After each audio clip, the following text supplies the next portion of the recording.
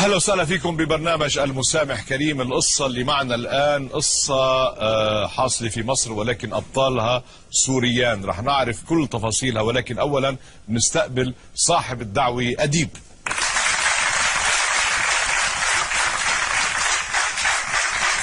أهلا أديب، كيفك حبيبي؟ أهلا وسهلا فيك أديب، كيفك؟ الحمد لله. قديش صار لك بمصر؟ سنة ونص. سنة ونص تقريبا. أنت من وين؟ من دمشق. من نفس دمشق؟ يعني ريف دمشق قريب، يعني ريف دمشق يعني 3 كيلومتر عن دمشق. وين؟ أي منطقة؟ جوبر. من جوبر. أهلا وسهلا فيك يا أديب. أهلا وسهلا. أديب عنده مشكلة مع عديله. اشتركوا سوا لما كانوا بعدهم بسوريا، اشتركوا بشراء سيارة. كانوا عم بيتاجروا بالسيارات على الخفيف، يعني بيشتروا سيارة من هون ببيعوها، بيربحوا شوية فلوس، بيتقاسموها. هني شغلتهم بالمطاعم. أديب شيف شاطر، وعديله كمان بالمطاعم بيشتغل مثله. اجوا على مصر، ولكن الخلاف سبقهم، كان الخلاف بعده من سوريا. زعل عديله لأديب منه، لأنه أديب أخذ الفلوس وترك سوريا، وعلى عجل اجى على مصر. إلى الآن القطيعة مستمرة، صار لها أكثر من سنة ونصف، مش هيك أديب؟ ايوه. وما حاولت تتصل فيه، ما حاولت تعتذر منه، ما حاولت ترجع له فلوس، شو صار؟ انا لما طلعت من سوريا ما انقطعت اخباره عني. دريت انه هو اجى على مصر، عرفت انه اجى على مصر. حاولت انه اتصل فيه، فكرني يعني انه اخذت المصاري والفلوس وهربت ونصبتهم عليه وهيك. حاولت مرة مرتين ثلاثة صالحه، بس رفض. بس ما اجي انا مباشرة ابعث له ناس يعني، بس هو يرفض يعني. يرفض.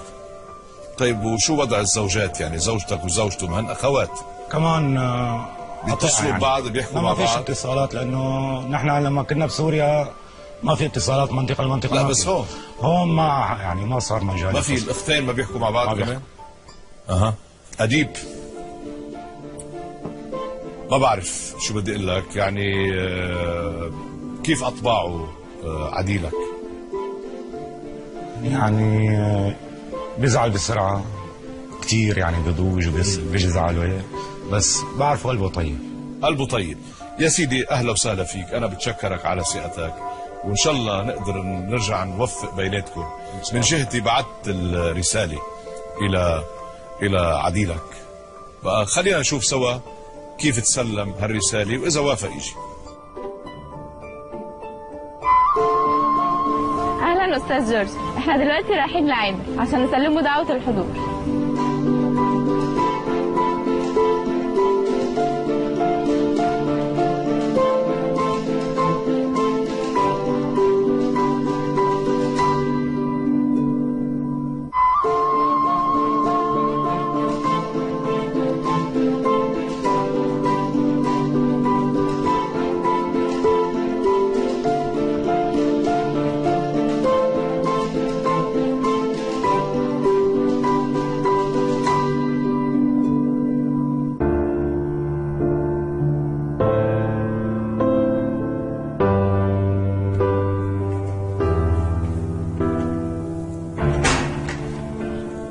صباح الخير استاذ عامر. ايوه. حضرتك متزوج صح؟ ايوه. بتشتغل مبرمج كمبيوتر؟ ايوه. عندك ولدين صح؟ صح. اساميهم ايه؟ ده لا هو. ربنا يخليهم لك. الله يخليك يا رب. دي دعوة حضور لبرنامج جورج قرداح.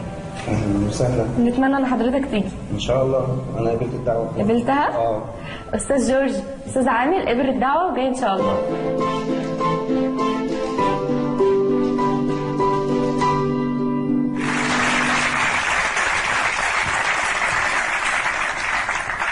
عامر وافق وصار بالخارج ناطرنا. القصة انه عديله هن عدايل، هو واخينا اديب.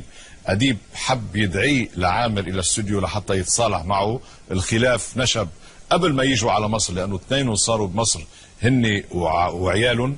الخلاف نشب بيناتهم هن وبسوريا، لانه كانوا عم بيتاجروا بالسيارات سوا، اشتروا سيارة شركاء. اديب باع السيارة واخذ الفلوس، وبنظرا للظروف اللي كانت سائده في سوريا بمنطقه جوبر اللي كان عايش فيها، اجى على مصر وما اعطى حصه عامر من الفلوس. عامر زعل منه، القطيعة صار لها أكثر من سنتين تقريبا مع بعض.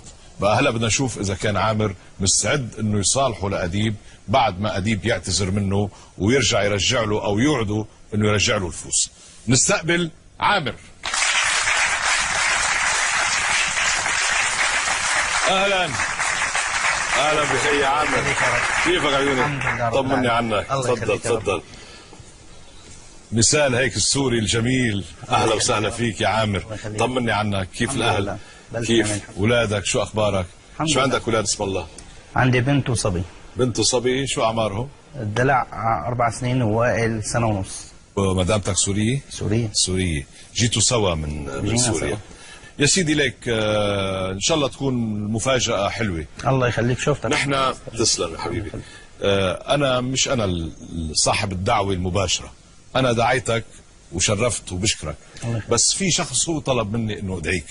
هذا البرنامج هيك، تحب تعرف مين دعاك؟ اكيد. طلع بهالشاشة وبتعرف مين دعاك.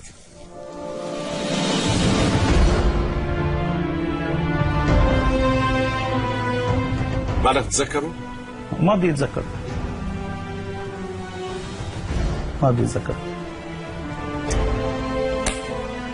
اللي سوا مو قلي، لان ما بيتذكر. يعني ما بدي اطلع فيه. ما تطلع. انت ليك مش مجبر، انت جاي لعندي. الله يخليك. انت ضيفي مش ضيفه. الله يخليك يا رب. هو حب انه ندعيك، انا دعيتك لعندي، انت ضيفي، ما تطلع فيه. الله يخليك. بس اذا بتطلع فيه مثل هذا شو اسمه البطل تبع باب الحاره، مش هيك؟ ما بيشبهوش بطل باب الحاره، بس بالحياه ما طلع بطل. ما طلع بطل، بعرف طلع سيء. هو عارف، هو شعر بخطأه، وهو تجرأ وتشجع واجى على هذا البرنامج، وجاي لحتى يعرب عن أسفه ويطلب السماح والغفران، لأنه يعتبر حاله أنه أخطأ وخطأ شديد وما قادر بقى يستمر. بعت لك رسالة معي، أنا بدي أقرأ لك إياها، معلش اسمعها مني.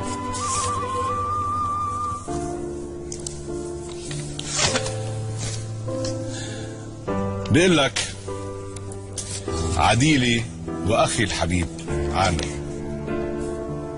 ربما تكون غاضبا مني للدرجة التي تجعلك لا ترغب في رؤيتي، لكن الأكيد أن قلبك الطيب سيتفهم ما أقول.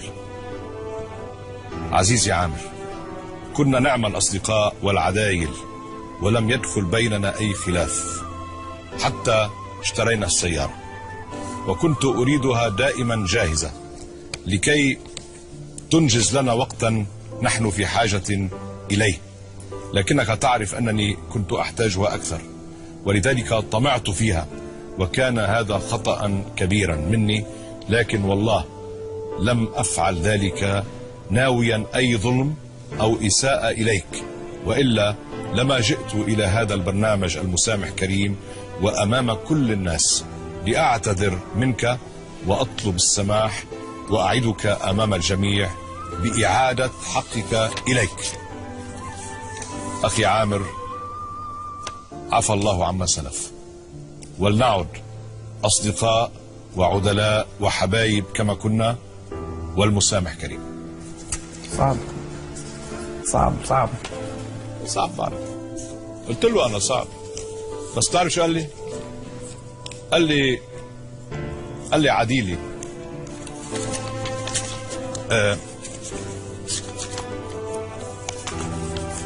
انفعالي شوي بس قلبه طيب. أنا شايفك هيك، أنا شايفك من الناس طيبين القلب الطيب. على كل حال مش رح بقنعك، انتبه، المسألة تأختصر لك إياها هيك بلحظة، مسألة ما بتستاهل. انتوا بظروف معروفة، ظروف سوريا، ظروف حرب. هو شرح لي ليش باع السيارة وكيف انه اخذ الفلوس وجاب عائلته واسرع بالمجيء الى مصر، لانه منطقة جوبل اللي كان فيها منطقة تحت القصف، مش قادر يسلم على حدا، ما قادر يودع حتى اهله. مظبوط. طيب بس اجا وعم بيحاول من وقت ما اجا عرفك انك جيت لهون، عم بيحاول يبحث عنك لحتى يقول لك نرجع وهو فلوسك، بس انت مقطوع اخبارك منه. ما اللي صار بجوبر هو بيعرفه. لما باع السياره قلت له اعطيني المصاري، انا كمان بدي اسافر، وانا ساكن بجوبر برضه مع نفس المنطقه. بنفس المنطقه؟ نفس المنطقه. قال لي ساكن بغير منطقه. لا بيت الوالد انا بجوبر. انا راح بس بيتك؟ بيتي اول عند اسواق الخير، اول عين ترمت. ايه بيتي. قال لي انت ساكن هونيك. بيتي راح من اول وسكنت عند الوالد. كنت ساكن بجوبر. ايه. ولما باع السياره على اساس يعطيني المصاري ونحن نسافر، يعني كل واحد مكان مو مشكله. اتصل ما عاد رد. ليش ما عاد ترديت؟ خليه يحكي. أديب ليش ما عاد ترديت؟ لانه انا طلعت على منطقه من برات جوبر لحتى اعمل جوازات سفر. طلعت أي. برات جوبر على منطقه اسمها البساتين، هي بالعدوي. طيب. بساتين العدوي. معك تليفون؟ المنطقه اللي سكن فيها اسمها ليش دف ما عاد الشوك. رديت على تليفونه؟ ما معك تليفون؟ بلا بس ما في مجال اوصل له انا. ايه ما هو يعني عم بيقول عم وضع- بيتصل فيك وضع ما تجاوب. الطرقات ما في مجال اوصل له. هو سكن دف الشوك، كمان طلع من جبر سكن دف الشوك، وانا طلعت من جبر سكنت بمنطقه بساتين العدوي. بما جهزنا جوازات سفر ورانا وطلعنا. طيب بعدين بس هذا اللي صار. جيت لهون. جيت لهون وحاولت مرتين ثلاثه مثل ما قلت لك، ابعث له عالم وانا رحت يعني. نعم. يرفض. هيدي فرصه لكم بهالاستوديو انه تحاولوا تصفوا هالخلاف اللي صار بيناتكم. مفروض منك انت يا اديب تقنعه، هو الرجل خلص نسيك، انت عملت فيه ضرب ما بينعمل بصديق وبعديل وبشاب مثل اخوك، فانت عليك هلا تقول له لازم تقول له اياه حتى يقتنع. كلنا عم نسمعك. طيب. تفضل. انا بوعدك وهي قدام الحاضرين الكل، وانا يعني قدام الناس كلها يعني انه جاي انا معترف بغلطي، وانا بوعده يعني انه فلوسه ترجع له ونرجع مو عدايل، نرجع مثل الاخوات واكثر من الاخوات، لانه لا لي غير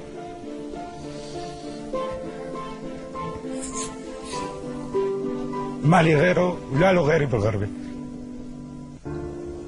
بس هالقد بتحبوا بعضكم كنتوا؟ بحبه انا. عامر اذا قال بده يرجع لي المصاري انا كنت محتاجه، ما اعطاني اياها. طيب بس في حدا ما بيخطئ؟ مليون. في حدا ما بيغلط؟ مليون ليره. طيب مليون ليره. وانا كنت طالع جوازات وكنت طالع. طيب هلا اني طلعت ومرقت الامور وصار الشيء وراكم وهالقصص صارت وراكم، والحمد لله انكم عايشين وطيبين وعايشين هون بمصر وعم تشتغلوا. رجع اجى الزلمه امام الملايين يحكي هالكلام، بقى انت ما بتقدر هالشيء؟ صعب كثير استاذ جورج. لما كنت عم بتصل فيه وانا بحاجه مصاري وهو بيعرف، ولا حتى حط مبلغ مثلا انه انا اخذت مبلغ خذ اللي زاد، ولا رد علي، ولا حاولت انه كذا واحد يحكي معه يقول له خلاص انا بشوفه وما يرضى. الله بيعلم بقى شلون انا طالعت الباسبورات الي ومرتي واولادي وجينا. انا كنت باشد الحاجه اني اخذ مصاري واجي. ليش ما رديت عليه؟ سامع انت الكلام؟ سامع. طيب رد عليه. اول سبب انه ما فيني اوصل للمنطقه اللي هو فيها، يعني حق السياره انا يعني ثمنها مثلا جبعتها بنص قيمه مشان بس انه احسن طالع ومشي اموري. وصلت على مصر انا كمان والمصاري اللي طلعت فيها وقت وصلت على مصر اول شهرين كانت خالصه. اشتغل 20 ساعه اول 3 اشهر 4 اشهر بمصر، شو ما كان الشغل ما في داعي احكي شو اشتغل، لحتى بس امن اجار بيتي واكل اولادي. والله الحمد لله اشتغلت بمطعم وبمجال شغلي مرتبي كويس يعني ومنيح. وبوعدك مثل ما قلت لك بوعده يعني انه رجع له كل قرش اخذته منه ونرجع مثل اخوات واكثر. انتوا بغربه عامر. الله يخليك. انتوا بغربه، هيدي غربه، واثنينكم عانيتوا مثل ما كل الشعب السوري عم بيعاني. بدك تفكر شوي. تجرأ واجا على هالاستوديو امام الملايين حتى يخبر حكايته وقصته ويبحث عنك. نحن دعيناك لأنه هو كان عم يبحث عنك، مش قادر يشوفك. بدك تقدر هالشي. والخلاف ما بيحرز، يعني مثل ما بنقول نحن بسوريا وبلبنان القتيل مش بالأرض. في اشياء أعظم من هيك حصلت بسوريا، صح ولا لا؟ صح. طيب بتضحي بعشرة عمر يعني كرمال ثمن سيارة صارت تسوى ملاليم هلا؟ شو رأيك؟ صعب. صعب، أكيد صعب، أكيد صعب، بس وين المقدرة إنه رغم الصعوبة تقدر تضبط أعصابك وعواطفك وغضبك وزعلك وتقول أنا كبرت على هذه المشكلة، أنا أكبر منها، وتسامح. قادر. ومعرفة الرجال يعني مثل ما بيقولوا ما بتتمن، صح؟ انه معرفة الرجال ما بتتمن. طيب بس كمان يعني ما تاخذني بكلمة، يعني مرته بتكون اخت مرتي، اخذ مرته وراح، ومرتي صفينا بالشارع مثل ما بيقولوا. ابدا وضع تعيس ما بتزبط. طيب هي مرتك ما بدها تصالحه؟ الخلاف بيني وبينه. مرتك ما لها علاقة. شو بتقول لك مرتك؟ شو ما حكيت. ما بتتدخل؟ ما بتتدخل؟ ما يعني ما بخطر. يعني هي ما بتحن على اختها مثلا؟ ما بدها تشوف اختها؟ لو حاولت تشوف اختها انا ما في. صعب يعني، ولا فكرت اني اسال عنه وين بمصر او اشوف او. اكيد انجرحت منه، اكيد اكيد اكيد. وهذا البرنامج يعني معمول لهذه الحالات المستعصية، يعني لما ناس بيكونوا نسيوا بعضهم وبيجوا لما بيسمعوا بعضهم بيرجعوا بيتذكروا وبيرجعوا بيتعالوا فوق الجراح.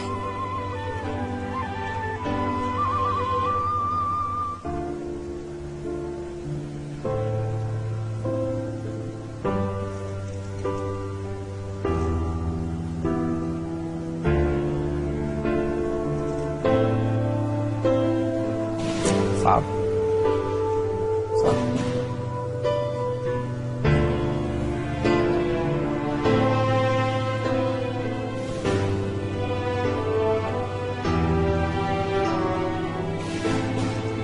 قل له بدك تقول له، قل له بدك تقول له شيء، بدك تقول له عم تطلع فيه، بدك تقول له شيء، قل له. جرحني.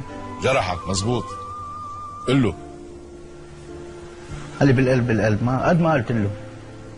لا بس بيروح ماشي ان شاء الله، طالما النية طيبة وصافية اللي بالقلب بيروح. طالما اجى ما هو كانت نيته، اجى هلا يقول لك يا اخي انا بدي ارجع لك الفلوس ونرجع اصحاب واحباب مثل ما كنا. طيب انسى الماضي، يعني الحمد لله انه عايشين، والحمد لله بعدكم موجودين وقادرين تتواصلوا مع بعض، والصديق نادر يعني، معلش. كان اعز من صديق. طيب واعز من اخ. طيب يا ليك مش بشر نحن كلنا؟ من منا لا يخطئ؟ مين منا كامل؟ ما حدا كامل الا الله سبحانه وتعالى.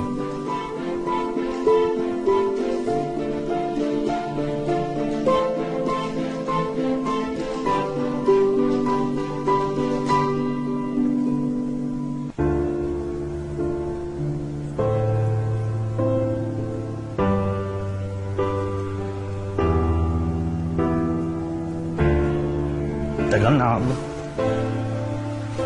الله يسامحه. وانت سامحته؟ سامحته.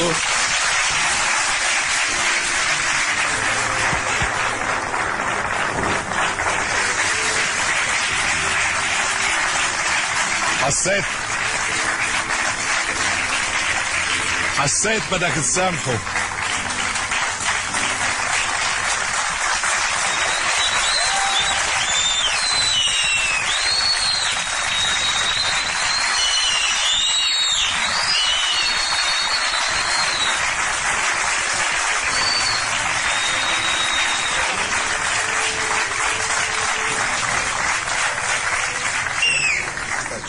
لما اطلعت فيه أول مرة وثاني مرة وثالث مرة ورابع مرة قلت خلص بدي أسامحه. الله يخليك. إن شاء الله بترجع العلاقة مثل ما كنتوا. ان شاء الله يا رب. إيه إن شاء الله بترجعوا لبعض. شو هالفرحة الكبيرة هلا؟ الأخوات هلا راح والعيال مع بعضهم. ان شاء الله. وخليكم مع بعض دائما والغربه بتجمع. ايه الله يوفقكم. يلا الله يحفظك. الله معك. تفضلوا تفضلوا تفضلوا.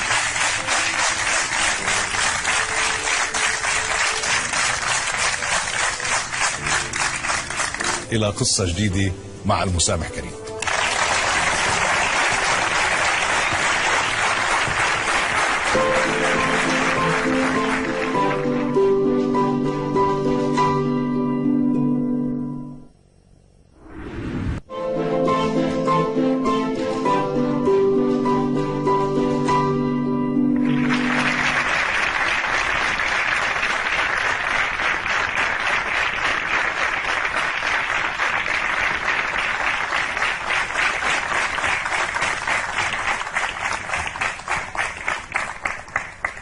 قال الإمام الأوزاعي: ما من خطوة أحب إلى الله عز وجل من خطوة من أصلح ذات البين، ومن أصلح بين اثنين كتب الله له براءة من النار.